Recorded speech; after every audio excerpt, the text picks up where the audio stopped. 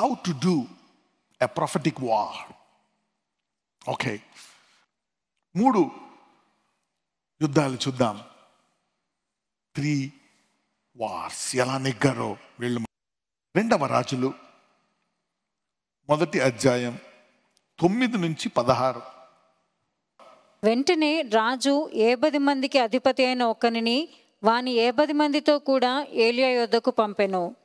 అతడు కొండ మీద కూర్చుని ఉండగా అధిపతి ఎక్కి అతని సమీపమునకు పోయి, దైవజనుడా, నీవు దిగి రావాలనని రాజు ఆజ్ఞాపించుచున్నాడనెను. అందుకు ఏలియా, నేను దైవజనుడనైతే అగ్ని ఆకాశము నుండి దిగివచ్చి నిన్ను నీ 70 మందిని దహించునుగాక అని 70 మందికి అధిపతి అయిన వానితో చెప్పగా, అగ్ని ఆకాశము నుండి దిగి వానిని వాని 70 మందిని దహించెను. మరలా రాజు 70 మంది మీద అధిపతి అయిన మరొకరిని వాని 70 మందితో కూడా పంపగా, వీడు వచ్చి, దైవజనుడా, త్వరగా దిగిరమ్మని రాజు ఆజ్ఞాపించుచున్నాడనెను. అందుకు ఏలియా, నేను దైవజనుడనైతే అగ్ని ఆకాశము నుండి దిగివచ్చి నిన్ను నీ 70 మందిని దహించునుగాక అని చెప్పగా, ఆకాశము నుండి దేవుని అగ్ని దిగి వానిని వాని 70 మందిని దహించెను. ఇంకను రాజు 70 మందికి అధిపతి అయిన ఒకరిని వాని 70 మందితో కూడా పంపగా, 70 మంది మీద అధిపతి అయిన 3వ వాడు వచ్చి ఏలియా ఎదుట మోకాళ్ళూని, దైవజనుడా, దయచేసి నా ప్రాణము నీ దాసులైన ఈ 70 మంది ప్రాణములను నీ దృష్టికి ప్రియమైనవిగా ఉండనిమ్ము. చిత్తగించుము. ఆకాశము నుండి అగ్ని దిగి వెనుకటి 5 దశాధిపతులను ఇద్దరిని వాని 70 మందితో కూడా దహించెను. అయితే నా ప్రాణము నీ దృష్టికి ప్రియమైనదిగా ఉండనిమ్మని మనవి చేయగా. అంటే ఒక దేశము దేవుని మీద ఆధారపడగలదా లేదా? ఏ యుద్ధము లేకుండా. ఇప్పుడు చెప్పండి, యుద్ధం ఎవరిదే? ఇలాగే ఉంటుంది యుద్ధం యెహోవా చేస్తే. ఈ యుద్ధము ఒకరికైనా ఒకటే, ఒక దేశానికైనా ఒకటే. దేవుడు యుద్ధం చేస్తాడు వ్యక్తి తరపున.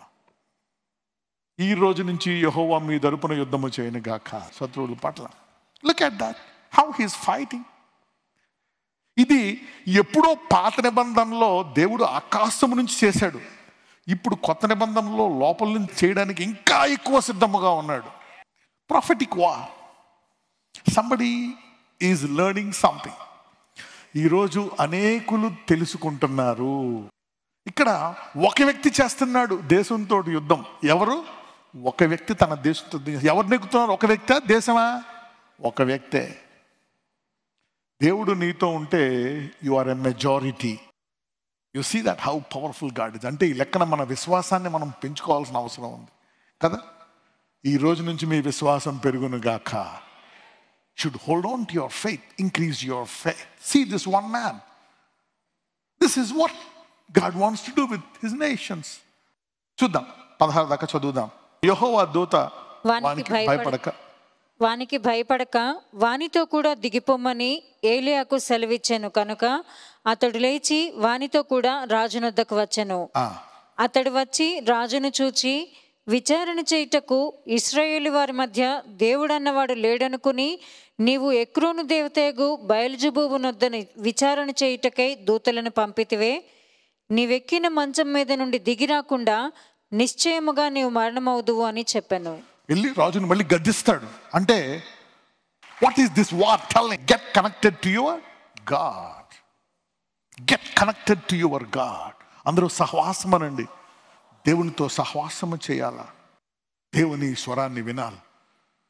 ఒక పాట ఉంది, నీ స్వరము వినిపించు ప్రభువా. దేవుడు నీ కుటుంబ కష్టాల్లో, వివాహం జరగట్లేదా, అప్పులు తీరట్లేదా, పెళ్ళి అవ్వట్లేదా, ఇది జరగట్లేదా, రోగం పోవట్లేదా, ఎప్పుడు కష్టాల, దరిద్రమా, బాధ, దేవుడు దాన్ని వేరుతో సహా తీసేయడానికి తన స్వరం వినిపించడానికి సిద్ధంగా ఉన్నాడు. అందరూ చెప్పండి, నేను ముందు నా కుటుంబానికి వెలుగై ఉన్నాను. నీ కుటుంబం వెలుగ్గా ఉండాలని చూస్తున్నారు. అది చూసి వేరే కుటుంబాలు రావాలని దేవుడు కోరుకుంటున్నాడు. The light begins with your family. The blessing begins by your neighbor. నీ పొరుగువాడు ముందు నీ వెలుగు చూడాలని చెప్పండి. నీ పొరుగు వాళ్ళు ఎవరు ఇంట్లో? ఫస్ట్ నీ పిల్లలు, నీ భార్య, నీ భర్త, ఓకే, నీ పిల్లలు, నీ సహోదరులు, your brothers, your mother, your father, your friend. They will be the first persons to see. ఈ రోజు నుంచి వాళ్ళు మొదటగా మీ వెలుగును చూచుదురుగాక. May they be influenced by the ability. దేవుడు ఒక వ్యక్తితో తోడుగా ఉన్న, ఒక దేశంతో తోడుగా ఉన్న వాళ్ళని కాపాడగలడా లేదా? He can protect. అంటే ఈ దేశము ఆ దేవునితో సహవాసాన్ని ఏం చేసింది? అలాగే నెగిటివ్ కూడా అవసరం లే, మంచిగా ఉండి ప్రభావితం చేయకపోతే కూడా ఏమైంది యెరూషలేములో? సమస్యలు. రెండవ ఉదాహరణ చూద్దాం. 2వ రాజులు 19:32-37. ఇక్కడ అష్షూరు రాజు సెన్నాకెరుబు అని అతని పేరు ఉంటుందన్నమాట. ఇతడు యెరూషలేం మీదకి సైన్యాన్ని తీసుకొచ్చి, మీ దేవుడు ఏం కాపాడతాడు? ఓ ఇజ్రాయెల్ రాజా హిజ్కియా, ఏంది నీ పరిస్థితి? మిమ్మల్ని ఏం చేయలేడు, మీరు నాకు లొంగిపోండి, ఎందుకు ఈ యుద్ధం? నేను ఇన్ని దేశాలని అన్నీ కూడా జయించాను అని చెప్పి ఒక లెటర్ రాసి పంపిస్తాడు. చూద్దాం ఏం జరిగిందో. కాబట్టి అష్షూరు రాజును గూర్చి యెహోవా సెలవిచ్చినదేమనగా, అతడు ఈ పట్టణంలోనికి రాడు. ఇక్కడ అష్షూరు రాజు ధమ్కి ఇచ్చాడు, నేను అలా చేస్తా, ఇలా చేసేస్తా, ఇది ఎలాగైపోతుందని. అయితే ఇతడు ఏం చేశాడు? హిజ్కియా దేవుని మందిరంలోకి వెళ్ళి ఆ పేపర్ని పెట్టి చాపి, అయ్యా వీడు ఇలా మాట్లాడుతున్నాడు, నువ్వు నా దేవుడువు, నా రాష్ట్రాన్ని నా దేశాన్ని కాపాడినవాడు, నువ్వేమంటావు అని చెప్పినప్పుడు వెంటనే దేవుడు ప్రవక్తను పంపించి ఈ మాట చెప్పిస్తాడు హిజ్కియా రాజుకి. చూద్దాం. కాబట్టి అష్షూరు రాజును గూర్చి యెహోవా సెలవిచ్చినదేమనగా, అతడు ఈ పట్టణంలోనికి రాడు. ప్రపంచమంతా ఏమనుకున్నా దేవుడు ఏం చెప్తే అదే జరుగుతుంది నీ జీవితంలో. దేవుడు నీకేం కాదంటే నీకేమీ కాదు. అవతలోడు ఎన్నన్నా చేసుకోండి. చూడండి, కాబట్టి అష్షూరు రాజును గురించి యెహోవా సెలవిచ్చినదేమనగా, అతడు ఆ పట్టణంలోనికి రాడు. యుద్ధం చేస్తా, నాశనం చేసేస్తా, అది చేస్తానని దేవుడు ఒక మాట చెప్తున్నాడు. చదవండి. దాని మీద ఒక బాణమైన ప్రయోగింపడు. ఎన్ని బాణాలంట? ఒక్క బాణం కూడా రాదంట. తర్వాత సంగతి తర్వాత, దేశం నాశనం చేయడు ఈ సేనల తర్వాత ఒక్క బాణం కూడా రాదంట. ఎన్ని బాణాలు? నాట్ ఈవెన్ ఎ సింగిల్ ఏర్, ఒక్క బాంబు. చూద్దాం. ఒక కేడమైన దానికి కనుపరచడు. ఒక్క కేడమైనను దానికి కనుపరచడు. అంటే ఒక బాణం వస్తే అలాగ ఆపడానికి ఉంటుంది, అవునా? బాణమే రాకపోతే ఇంకేమవుతావు కదా, రైట్? దాని ఎదుట ముట్టడి దిబ్బ కట్టడు. ఈ పట్టణము లోపలికి రాక తాను వచ్చిన మార్గముననే అతడు తిరిగి పోవును. ఇదే యెహోవా వాక్కు. మొదటి పాయింట్, ఆత్మీయ సోమరితనం. దేవుని దగ్గర తిరిగి విచారణ చేయకపోవడం. Enquiring before God. నా నిమిత్తమును నా సేవకుడైన దావీదు నిమిత్తమును నేను ఈ పట్టణమును కాపాడి రక్షించుదును. ఆ రాత్రియే యెహోవా దూత బయలుదేరి అష్షూరు వారి దండుపేటలో జొచ్చి 185,000 మందిని హతము చేసెను. ఉదయమున జనులు లేచి చూడగా వారందరూ మృత కళేబరములై ఉండిరి. ఎన్ని దూతలంట? ఒక్క దూత. మన దేవుడు సైన్యములు మహావేల దూతలకు అధిపతి. కొన్ని కోట్ల కోట్ల కోట్ల దూతలను ఒక్క దూతను పంపించాడు. చిన్న గేట్ దగ్గర దూత, నువ్వు పో అన్నాడు అంతే. అది పోయి ఏం చేసిందంట? అక్కడ సైన్యంలో 180,000 మంది చచ్చిపోయారంట. ఉదయమున జనులు లేచి చూడగా వారందరూ ముతకళేబులైమి ఉండి. చదువుదాం 37 వరకు. అష్షూరు రాజైన సన్హెరీబు తిరిగిపోయి నినివే పట్టణమునకు వచ్చి నివసించిన తరువాత అతడు నిస్రోకు అను తన దేవతా మందిరమందు మొక్కుచుండగా అతని కుమారులైన అద్రెమ్మెలెకును షరెజరును ఖడ్గముతో అతని చంపి అరారాతు దేశములోనికి తప్పించుకొని పోయిరి. అప్పుడు అతని కుమారుడైన ఏసర్హద్దోను అతనికి మారుగా రాజాయెను. Praying to God is dangerous to the enemy. నీ ప్రార్థన శత్రువుకు మరణ భయం కలుగుతుంది అని చెప్పండి. మళ్ళీ చెప్పండి, నీ ప్రార్థన శత్రువుకు మరణ భయం కలిగిస్తుందని చెప్పండి. Your prayer will create terror for the enemy. It's a fear of death for the enemy. అందరూ ప్రార్థన అనండి. అందుకనే ప్రార్థన విషయమై సోమరులు అవ్వద్దు. Laziness in prayer.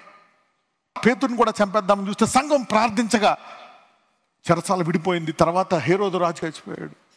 ప్రార్థన ప్రవచనాత్మకమైన యుద్ధము దేవుడు నేర్పిస్తున్నాడు. The prophetic war is the most powerful war అని చెప్పండి. There is no war against prophetic war. There is no war. అంటే దేవుడు ఒక మాట, ప్రవచనం ఒక మాట చెప్తే నీ గుమ్మం తొక్కడంటే తొక్కడంతే, అయిపోయింది, క్లోజ్.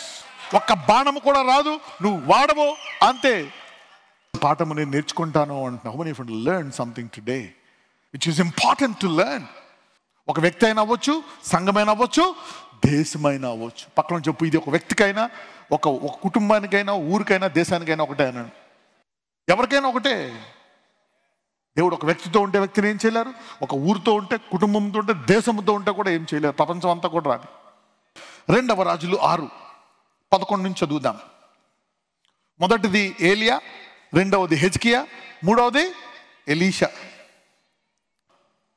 సిరియా రాజు కల్లోలపడి తన సేవకులను పిలిచి, మనలో ఇశ్రాయేలు రాజు పక్షం వహించిన వారు ఎవరైనది నాకు తెలియజెప్పరాదా అని వారిని అడగగా, ఇక్కడ సిరియా రాజు ఏం చేస్తున్నాడు, ఈరోజు ఈ రూట్లో వెళ్దామంటే ఇక్కడ ఎలీషా చెవిలో పడిపోతుంది. రాజు చెప్తున్నాడు ఈ రూట్లో దొరికేస్తారండి, తెలిసిపోయింది. నెక్స్ట్ ఆ రూట్లో వెళ్దామంటే అక్కడ ఎన్ని రూట్లో దొరికేస్తున్నాడు. ఇక రాజు అన్నాడు పిలిచి, అరే మనలో ఎవడున్నాడు దొంగ చెప్పేస్తున్నాడు, అక్కడ చెప్పండి రా అంటాడు. అయ్యా మేము ఎవరూ చెప్పట్లేదు, అక్కడ ఒక ప్రవక్త ఉన్నాడు, నువ్వు చెప్పినవన్నీ వెంటనే అక్కడ తెలిసిపోతుంది, టీక్ చేసేస్తున్నాడు అంటాడు. అది తర్వాత స్టోరీ చదవండి.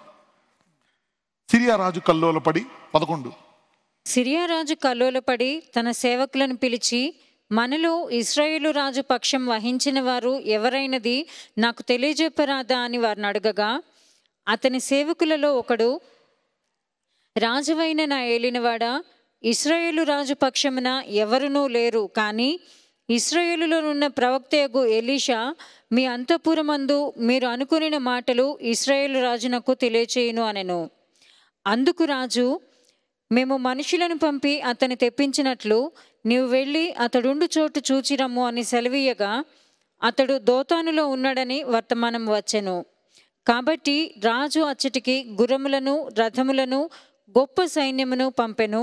వారు రాత్రివేళ వచ్చి నలుదిశలను పట్టణమును చుట్టుకొనగా, దైవజనుడైన అతని పనివాడు పెందలకడ లేచి బయటకు వచ్చినప్పుడు గుర్రములను, రథములను గల సైన్యము పట్టణమును చుట్టుకొని ఉండుట కనబడెను. అంతటా అతని పనివాడు, అయ్యో నా ఏలినవాడా, మనము ఏమి చేయుదుము అని ఆ దైవజనునితో అనగా, అతడు, భయపడవద్దు, మన పక్షమున ఉన్నవారు వారికంటే అధికులై ఉన్నారని చెప్పి, యెహోవా వీడు చూచినట్లు దయచేసి వీని కండ్లను తెరువమని ఎలీషా ప్రార్థన చేయగా, యెహోవా ఆ పనివాని కండ్లను తెరవజేసెను. కనుక వాడు ఎలీషా చుట్టూను పర్వతము అగ్ని గుర్రముల చేత, రథముల చేతను నిండి ఉండుట చూచెను. ఆ దండువారు అతను సమీపించినప్పుడు ఎలీషా, ఈ జనులను అంధత్వముతో మొత్తుమని యెహోవాను వేడుకొనగా, ఆయన ఎలీషా చేసిన ప్రార్థన చొప్పున వారిని అంధత్వముతో మొత్తెను. చిన్ని ప్రార్థన చేశాడు అంతే. ఏం ప్రార్థన? చిన్ని ప్రార్థన. వందల వేల విమానాలు, లక్షల ట్యాంకులు, కోట్ల సైన్యం, చిన్ని ప్రార్థన. ప్రభువా వీరందరినీ గుడ్డివానిగా చెయ్యి. Prophetic war. ప్రేయర్ అనండి, ప్రార్థన అనండి. ఏం ప్రార్థన చేశాడు? ఇది ప్రార్థన చేశాడు. వీడు కంగారు పడిపోతున్నాడు సేవకుడు. ఏంటి ఇది, ఒక దేశాన్ని నాశనం చేద్దామంటే చేయలేకపోతున్నాడు. ఏంటి అని చూపిస్తే, ఒక చిన్న వ్యక్తి చిన్నగా దేవుడిని నమ్ముకున్నాడు. శత్రువులు అంతా వచ్చినప్పుడు చిన్న ప్రార్థన చేశాడు. అయ్యా వాళ్ళ అంధత్వము, ఆ ట్యాంకులో ఉన్నవాళ్ళు శత్రువులు, చూద్దాం ఏం జరిగిందో. వారిని అంధత్వముతో మొత్తెను.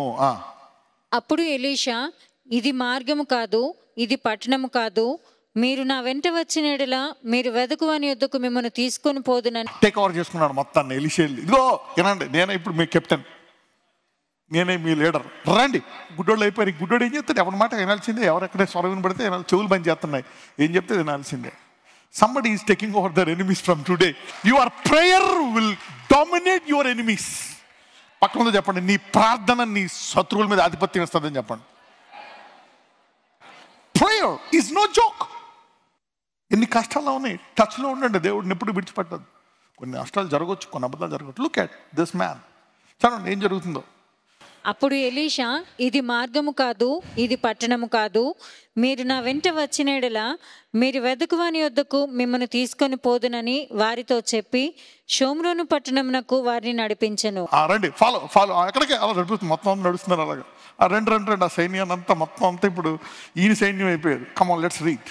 వారు షోమ్రోనులోనికి వచ్చినప్పుడు అతడు, యెహోవా, వీరు చూచినట్లు వీరి కండ్లను తెరవమని ప్రార్థన మళ్ళీ కళ్ళు తెరవడం ఈయన చేత రవ్వ, ఇక చాలు, ఇలా కళ్ళు తెరవమంటున్నాడు. చూద్దాం. షోమ్రోనుకి వచ్చినప్పుడు అతడు, యెహోవా, వీరు చూచినట్లు వీరి కండ్లను తెరవమని ప్రార్థన చేయగా యెహోవా వారి కండ్లను తెరవ చేసెను గనుక వారు తాము షోమ్రోను మధ్య ఉన్నామని తెలుసుకొనురి. అంతటా షోమ్రోను అంటే రాజు ముట్టడి చేసేసాడు. రాజు సైన్యం అంతా ముట్టడి చేసేసి మధ్యలో ఉన్నారు వీళ్ళు. ఏమీ లేవు, ఆయుధాలు అన్ని లాగేసుకున్నారు, అందరినీ చేతులు కట్టేశారు, ఇలా ఉన్నారు. కళ్ళు తెరవండి, కళ్ళు తీశారు అన్నమాట. షోమ్రోను మధ్యలో చూద్దాం ఏం జరిగింది. రైట్. అంతటా ఇశ్రాయేలు రాజు వారిని పారజూచి, నాయనా, వీరిని కొట్టుదునా అని ఎలీషాను అడగగా, అంతటా ఇజ్రాయేలు రాజు వారిని పారజూచి ఏలి అన్నాడు, నాయన వీరిని కొట్టుదునా అని ఎలీషాను అడిగాడంట. అతడు, నీవు వీరిని కొట్టవద్దు, నీ కత్తి చేతను నీ వింటి చేతను నీవు చెరపట్టిన వారినైనను కొట్టుదువా? వారికి భోజనము పెట్టించి వారు తిని త్రాగిన తరువాత వారు తమ యజమానుని యొద్దకు వెళ్ళుదురు అని చెప్పాను. ఇంకేం కొడతావు? వాడి ఏం లేదు ఇంక చేసేది, వాడికి చక్కగా మంచి భోజనం పెట్టు. చూద్దాం. అతడు వారి కొరకు విస్తారమైన భోజన పదార్థములను సిద్ధపరచగా వారు అన్నపానములు పుచ్చుకొని రాజు సెలవు పొంది తమ యజమానుని యొద్దకు పోయిరి. అప్పటి నుండి ఇలాంటి అండర్లైన్ చేసుకోవాలి మీరు. సిరియన్లు దండువారు, అప్పటి నుండి సిరియన్లు దండువారు ఇశ్రాయేలు దేశంలోనికి వచ్చుట మానిపోయేను. మీ జీవితంలో ఇలాంటి యుద్ధాల్లో మీరు విజయం పొందును గాక. ఇప్పుడు దాకా మిమ్మల్ని బాధ పెట్టినది ఇక బాధ పెట్టకుండా ఉండును గాక. వ్యక్తినేంది, కుటుంబాన్నేంది, దేశాన్నేంది, అందరితోటి దేవుడు ఇలాగే ఉంటాడు. God is willing to do that. Are you blessed today? Okay. అయితే మనం ముందు నేర్చుకున్నటువంటి పాఠాలు చాలా ముఖ్యమైనవి. మొదట ఏముండకూడదు? ఆత్మలో, ఆత్మ విషయాల్లో, ప్రార్థనలో, వాక్య ధ్యానములో, కొన్ని దుష్ట పనులు చేయడంలో నో అనాలా. ఇంకా ఏం చేయాలా? ఇంక రెండోది ఏంటి? గ్రహించుకోవడం. రెండవది ఏంటి? గర్వం. నీ స్వరము వినిపించు ప్రభువా అంటే అదేంటో తెలుసా? దీనత్వం. నా వల్ల కాదు నాయన, నువ్వు నాకు కావాలా అంటే అదేంటది? దీనత్వం. That's humility. ఈ రోజు నుంచి మీరందరూ ఈ వాక్యం వింటున్నారు, ఆయన ఆధారపడుతున్నారంటే మీరందరూ ఎవరు? దీనులు. ఈరోజు టీవీల్లో ఎక్కడెక్కడైతే వాక్యం వింటున్నారో వీళ్ళందరూ దీనులు. మీ దీనత్వము నిలకడగా ఉండును గాక. ఈరోజు మీరు వచ్చి మీరు దేవుని ఆధారపడుతున్నారంటే దీనులు, మీరు ధన్యులు. మొదట మనం ఏమై ఉన్నాము? ఉప్పు. ఈ రోజు నుంచి మీ సారము మీ కుటుంబములోంచి నల్లల. ఓకే, కనీసం మీ కుటుంబానికైనా ప్రభావితం చేయాలి. How many of you want to be salt today? యుద్ధాల్లో 3 భాగాలు చూసాం. ఓకే, మొదటి యుద్ధం ఏం చూసాం మనం? దైవజనుడు ఏం చేశాడు? పైనుంచి ప్రార్థన చేయగా ఏమొచ్చింది? అగ్గి. ఇప్పుడు అగ్గి నీలోనే ఉంది, నిన్ను తాకలేడు. Okay, you are power. పక్కనతో చెప్పండి, అగ్గి నీలోనే ఉంది, నిన్ను శత్రువు తాకలేడు అని చెప్పండి. The fire is in you. రెండవది చూస్తే మన తరపున ఎవరున్నారు? దూతలు. ఒక దూత వచ్చి ఒక బాణము కూడా రాకుండా అందరినీ హతమార్చేసింది. దేవుడు ఇటువంటి కాపుదల నీకు ఇవ్వడానికి సిద్ధంగా ఉన్నాడు. ఇంకొకటి చూస్తే చిన్ని ప్రార్థన ద్వారా యుద్ధం వాళ్ళంతా వస్తే ట్రైన్ అయ్యి 30-40 సంవత్సరాలు ట్రైనింగ్ అయిన యోధుల్ని పట్టుకొస్తే గుడ్డోడు అయిపోయాడు ప్రార్థన చేసేటప్పుడు. A simple player has blinded this guy. Okay, so let us pray that we will use our prayer.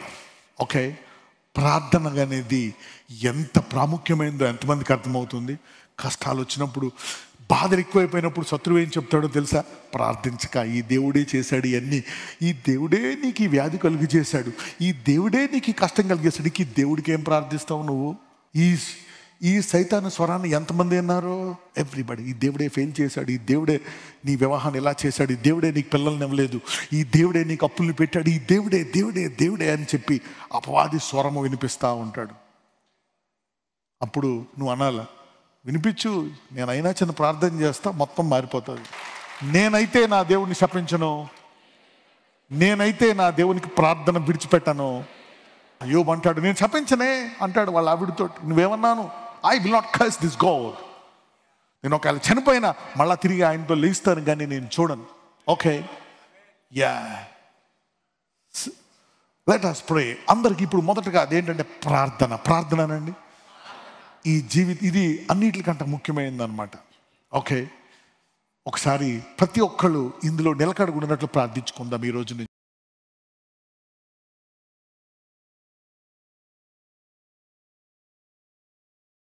నజరేయుడైన యేసయ్య, నా జీవితంలో ప్రార్థనలో నిలకడ నాకు దయచేయండి. ప్రార్థనలో బలముగా ఉండే కృప నాకు దయచేయమండి నాయా. నేను, నా కుటుంబము, నా పిల్లలు ప్రార్థన గల కుటుంబము, ప్రార్థనాపరులు గల కుటుంబముగా నేను ఉండేటట్టు lord make us prayer people. Prayer is the powerful war. Let me be a prayer man in Jesus mighty name. నజరేయుడైన యేసు నామమున ప్రార్థిస్తున్నాము తండ్రి, ఆమేన్.